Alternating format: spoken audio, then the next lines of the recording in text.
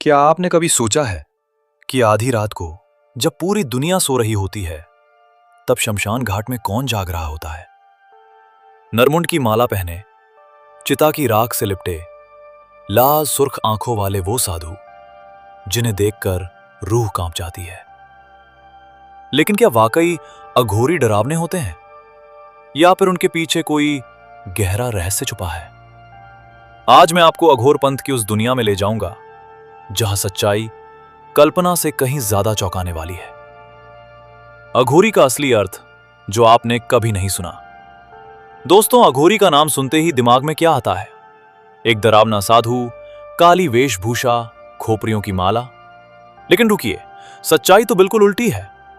अघोर शब्द का अर्थ है आ प्लस घोर, यानी जो घोर नहीं है, जो डरावना नहीं है, जो पूरी तरह सहज और सरल है। हैरान कर देने वाली बात है ना, जिन्हें हम सबसे डरावना मानते हैं वो असल में सबसे सरल है। लेकिन यहां ट्विस्ट ये है, सरल बनना ही सबसे कठिन है और इसीलिए अघोरी को सबसे कठोर साधना करनी पड़ती है। अघोरी बनने का असली मतलब सोचिए, आपके मन में अच्छा बुरा, सुंदर बदसूरत, प्यार नफरत, सुगंध दुर्गंध, इन सब का भेद खत्म हो जाए।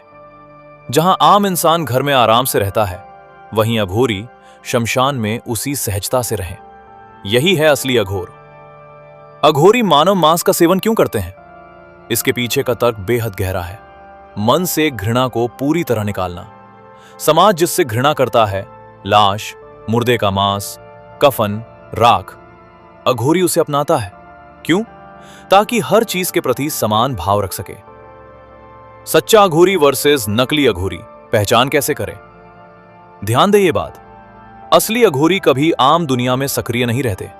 वे केवल अपनी साधना में व्यस्त रहते हैं। उनकी पहचान, वे किसी से कुछ मांगते नहीं हैं। आजकल शहरों में जो अघोरी दिखते हैं, वशीकरण करने का दावा करते हैं, पैसे मांगते हैं, वो सब ढोंगी हैं। वे अघोर पंथ का गलत फायदा उठाकर लोगों की जेब ढीली कर रहे हैं। उन्हें अघोर का कोई ज्ञान नहीं, सिर्फ वेशभूषा है। अघोर पंथ की 3 रहस्यमय साधनाएं। अब बात करते हैं उन साधनाओं की जो सुनकर ही रोंगटे खड़े हो जाते हैं। मुख्य रूप से 3 साधनाएं होती हैं। 1. शव साधना। इसमें मृत शरीर के ऊपर खड़े होकर साधना की जाती है। यह परंपरा भगवान शिव की छाती पर माता पार्वती द्वारा पैर रखने से जुड़ी है। 2. शिव साधना।